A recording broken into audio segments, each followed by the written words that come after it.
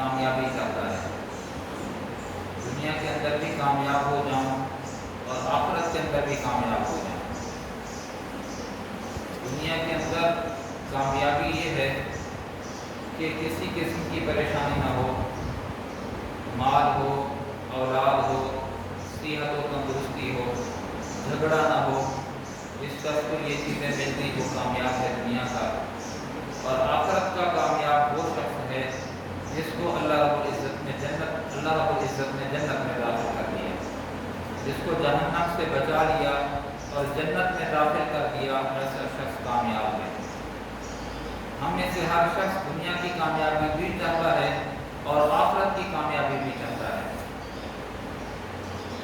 دنیا کے اندر کامیاب ہونے کے لیے انسان محنت کرتا ہے، مشقت کرتا ہے، دن رات ایک کر دیتا ہے کہ مجھے خوشی مل جائے، میرا کسی سے جھگڑا نہ ہو، مجھے وافر مقدار میں مال مل جائے اور صحت مل جائے۔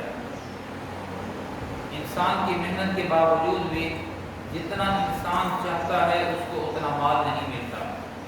انسان کی محنت اور خواہش کے باوجود بھی انسان کو ہمیشہ کی صحت و تندرستی نصیب نہیں ہوتی۔ انسان باوجود کنارہ کشی اختیار کرنے کے، لوگوں سے میل ملاپ کم رکھنے کے باوجود بھی بہرحال کبھی نہ کبھی کسی سے منہ ماری ہو جاتی ہے، جھیڑا جھگڑا ہو جاتا ہے۔ اس کی وجہ یہ ہے کہ یہ دنیا آزمائش کا گھر ہے، یہ دنیا ہے، جنت نہیں ہے۔ یہاں پر بیماری بھی ہوگی، یہاں پر دکھ بھی ہوگا، یہاں پر جھیڑا جھگڑا بھی ہوگا۔ دنیا ہونے کی وجہ سے انسان خواہش تو اچھے کی رکھتا ہے، لیکن اچھا ملنے کے ساتھ ساتھ اس کو کچھ ایسا بھی مل جاتا ہے جس کو انسان ناپسند کرتا ہے۔ ایک ہے آخرت کی کامیابی، جس کو آخرت کے اندر جنت مل گئی، وہاں انسان خواہش کرے گا جس چیز کی بھی، وہ چیز اس کو فوراً میسر ہو جائے گی، فوراً مل جائے گی۔ وہاں پر جھگڑا نہیں ہے، وہاں پر بیماری نہیں ہے، وہاں پر دکھ نہیں ہے، وہاں پر موت نہیں ہے، وہاں پر ڈر نہیں ہے، وہاں پر اللہ رب العزت کی ناراضی کا سوال ہی پیدا نہیں ہوتا۔ دنیا میں خواہش ہے، لیکن اس کے باوجود بھی یہاں وہ چیزیں ملتی ہیں جس کو انسان ناپسند کرتا ہے۔ آخرت کے اندر جو خواہش کرے گا انسان کو وہ چیز مل جائے گی، بغیر وقفے کی ملے گی، بغیر انتظار کی ملے گی۔ کیوں؟ اس کی وجہ یہ ہے وہ جنت ہے، وہ جنت ہے، انسان کی خواہش کے بقدر اس کو ملے گا۔ یہ دنیا ہے، انسان جو خواہش کرے وہ مل جائے یہ ضروری نہیں۔ ہم سب کامیابی چاہتے ہیں، تو آخرت کی کامیابی اصل کامیابی ہے۔ دنیا کی کامیابی عارضی کامیابی، دنیا کی ناکامی عارضی ناکامی، آخرت کی کامیابی ہمیشہ کی کامیابی اور آخرت کی ناکامی ہمیشہ کی ناکامی ہے۔ تو ہر آدمی خواہش رکھتا ہے کہ میں آخرت کے اندر کامیاب ہو جاؤں۔ تو نبی علیہ السلام نے کچھ چیزیں ارشاد فرمائی ہیں اور کچھ نیک لوگوں نے بیان فرمایا ہے اپنے تجربات و مشاہدات کی بنیاد پر۔ اگر ان چیزوں پر انسان عمل کرے، ان پر مواظبت اور ہمیشگی کرے، تو امید کی جا سکتی ہے کہ آخرت اس کی اچھی ہو جائے۔ اور آخرت کا اچھا ہونا یہ بنیادی بات ہے کہ انسان کا خاتمہ کس چیز پر ہوتا ہے۔ اگر انسان کا خاتمہ ایمان پہ ہو جائے، توحید پہ ہو جائے، اللہ اس کے رسول کی فرما برداری پہ ہو جائے، تو یہ آدمی آخرت کے اعتبار سے کامیاب کہلائے گا۔ وہ کون سے اعمال ہیں؟ اگر انسان ان اعمال کو کرتا رہے تو امید کی جا سکتی ہے کہ اس کی آخرت اچھی ہو جائے گی، یہ کامیاب ہو جائے گا آخرت کا، اور ہمیشہ ہمیشہ کا کامیاب ہو جائے گا۔ اس کے لیے علماء نے لکھا ہے کہ پہلی بات تو یہ ہے، اگر انسان اپنا انجام ایمان پہ، توحید پہ، کلمے پہ کرنا چاہتا ہے، تو پہلی چیز یہ ہے کہ انسان صبح اور شام لا الہ الا اللہ محمد رسول اللہ اس کی کثرت کرتا رہے، تو امید کی جا سکتی ہے کہ ایسے شخص کا خاتمہ ایمان پہ ہو۔ عجیب بات ہے، یہ لا الہ الا اللہ محمد رسول اللہ، یہ اتنی آسان الفاظ ہیں، اتنی آسان الفاظ ہیں، اتنی آسان الفاظ ہیں، بیمار سے بیمار، لاغر سے لاغر آدمی جس کی روح نکل رہی ہو اس کے لیے بھی ان الفاظوں کا استعمال کرنا بڑا آسان ہے۔ لا الہ الا اللہ محمد رسول اللہ مشکل لفظ نہیں ہے، زبان پہ چڑھتے ہوئے آسان ہے، اس کی ادائیگی آسان ہے، اس کی ادائیگی میں ثقل اور بوجھ نہیں۔ لا الہ الا اللہ محمد رسول اللہ یہ بندہ کم از کم صبح 100 مرتبہ پڑھے، شام کو بھی 100 مرتبہ پڑھے۔ یہ سودا آسان ہے، مشکل سودا نہیں ہے۔ جس شخص نے صبح شام اس کا ورد رکھا تو اللہ سے امید کی جا سکتی ہے ایسے شخص کا خاتمہ ایمان پہ ہو۔ اس کے اہتمام میں بھی کر لوں، آپ بھی کر لیں۔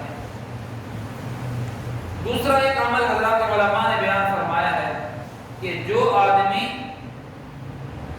اذان ہو، اذان سنے، جس کام میں مشغول ہے اس کام کو خیر بات کہتے ہیں، یا کم از کم وہ کام اگر ہو رہا ہے وہ چلتا رہے لیکن اس کی توجہ منادی کی ندا، مؤذن کی اذان کی جانب، اللہ اکبر اللہ اکبر، یہ بھی کہے اللہ اکبر اللہ اکبر، مؤذن کہے اشہد ان لا الہ الا اللہ، سننے والا بھی کہے اشہد ان لا الہ الا اللہ، مؤذن کہے اشہد ان محمد رسول اللہ، سننے والا بھی کہے اشہد ان محمد رسول اللہ، مؤذن کہے حی علی الصلاۃ حی علی الفلاح، یہ کہے لا حول ولا قوۃ الا باللہ، لا حول ولا قوۃ الا باللہ، اور مؤذن کہے اللہ اکبر، یہ بھی کہے اللہ اکبر، مؤذن کہے لا الہ الا اللہ، سننے والا بھی کہے لا الہ الا اللہ۔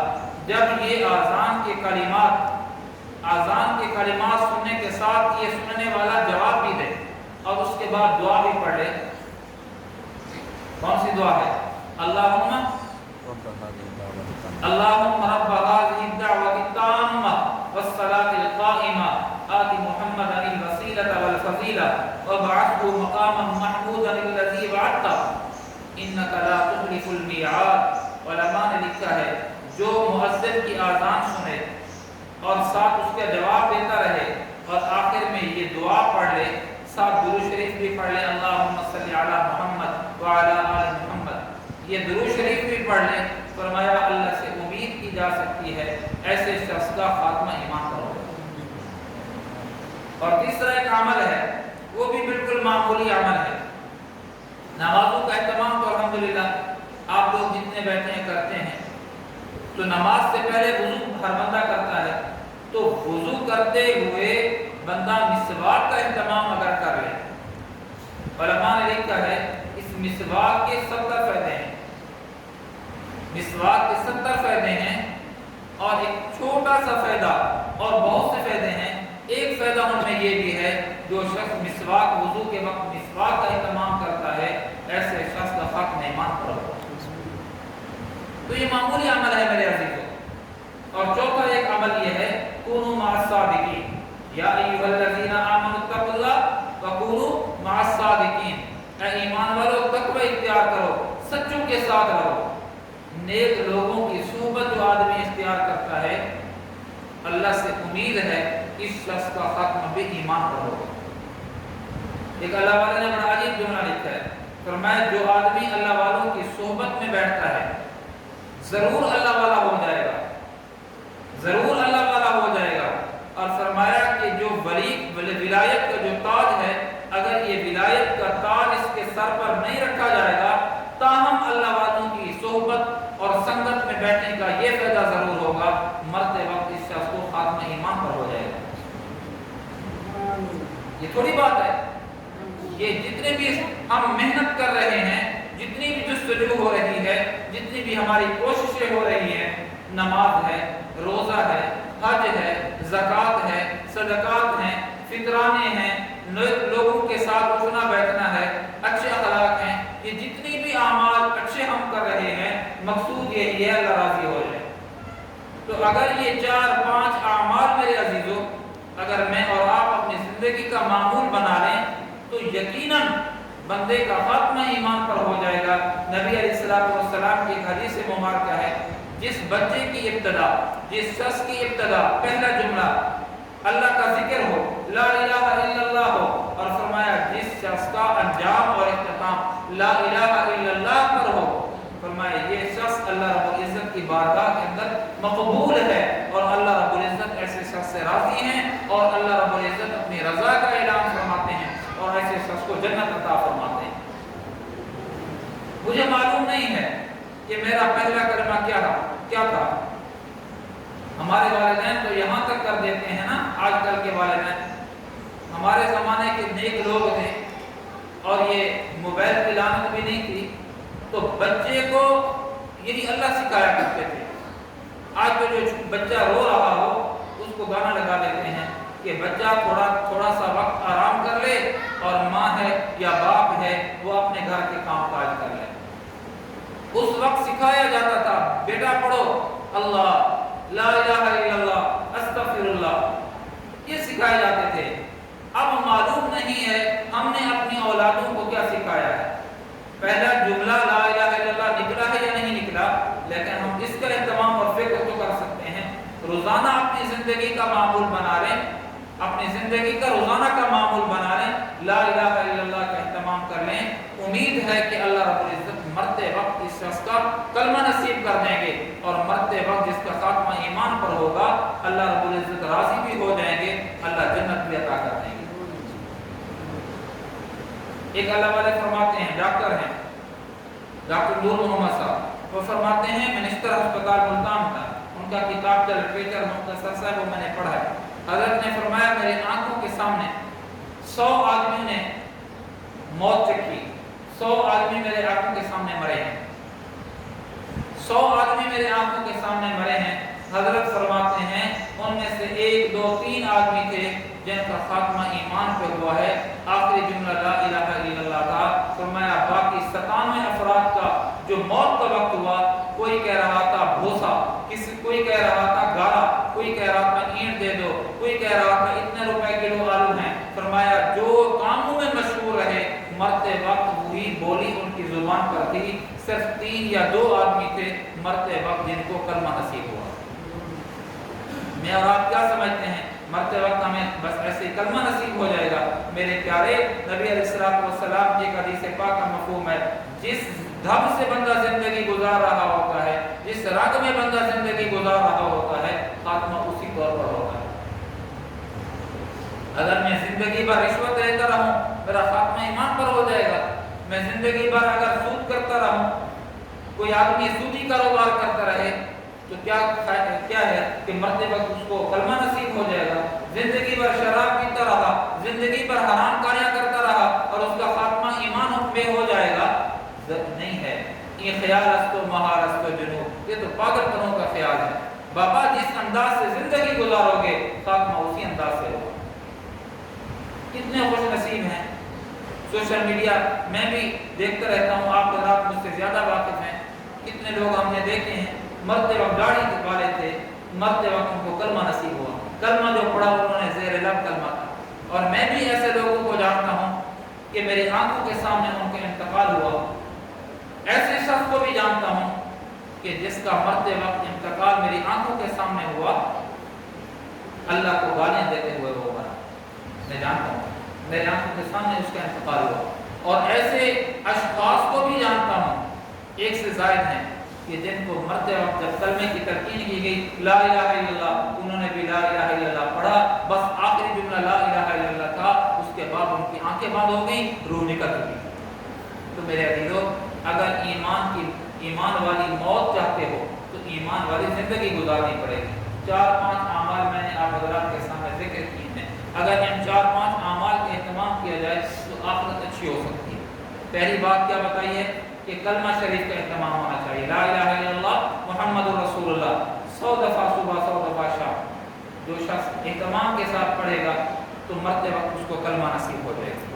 اور دوسری بات میں نے یہ عرض کی ہے، مؤذن اذان دے تو بندہ اذان کی آواز سنے، جو کلمات مؤذن دہرائے یہ بھی ساتھ اسی طرح جملوں کو دہراتا رہے، سوا حی علی الصلاۃ اور حی علی الفلاح کے حی علی الصلاح حی علی الفلاح پہ لا حول ولا قوت الا باللہ کہنا ہے۔ اور تیسری بات میں نے کیا عرض کی ہے، جو شخص وضو کرے وضو کے ساتھ مسواک کا اہتمام کرے تو اس شخص کو مرتے وقت کلمہ نصیب ہو جائے گا۔ اور چوتھی بات یہ عرض کی ہے کہ نیک لوگوں کی صحبت اور سنگت اختیار کرتا رہے تو امید ہے کہ جب مرے گا تو انشاءاللہ تائبین میں شمار ہوگا۔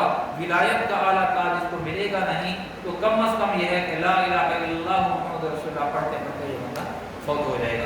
اور میرے عزیزوں کامیابی تو یہی ہے کہ مرتے وقت ہمیں کلمہ نصیب ہو جائے۔ فمن زحزح عن النار وادخل الجنة فقد فاز، اور میں جس شخص کو جہنم سے بچا لیا گیا اور جنت میں داخل کر دیا گیا فقد فاز، کامیابی تو اس شخص کی ہے۔ باقی رہی دنیا کی کامیابی، وما الحیات الدنیا الا متاع الغرور، یہ تو دھوکے کا گھر ہے۔ میں نے پہلے بھی عرض کیا ہے، عربی میں متاع کہتے ہیں ٹاکی کو، کوچی کو کہتے ہیں۔ دنیا کوچی ہے۔ کوچی کیا ہے؟ صابن، جو برتن دھونے کے لیے صابن کے اندر ایک گچھی رکھی جاتی ہے کپڑے کی، دھاگے کی، بعض دفعہ لوہے کی اب بھی آ گئی ہے، گچھی جس کو کہا جاتا ہے، پوچا جس کو کہا جاتا ہے، اس سے برتن کو صاف کیا جاتا ہے، مانجا جاتا ہے، اس کو متاع کہا جاتا ہے۔ دنیا تو متاع ہے، یہ گچھی ہے جس کو بندہ ہاتھ میں پکڑے تو ضرور اس کو گھن آتی ہے، خار آتی ہے، دوبارہ اس کو دھونا پڑتا ہے۔ یہ گچھی ہے میرے دوستو۔ یہاں کا کامیاب نہیں، یہاں کا ناکام نہیں، آخرت کا کامیاب ہے، آخرت کا ناکام ہے۔ میں اور آپ جتنی کوشش کر رہے ہیں دنیا کے لیے کہ یہاں پر کامیاب ہو جائیں، اس سے تھوڑی محنت کریں، آخرت میں کامیاب ہو سکتے ہیں۔ اللہ پاک مجھے اعمال صالحہ کرنے کی توفیق نصیب فرمائے۔ وآخر دعوانا الحمدللہ۔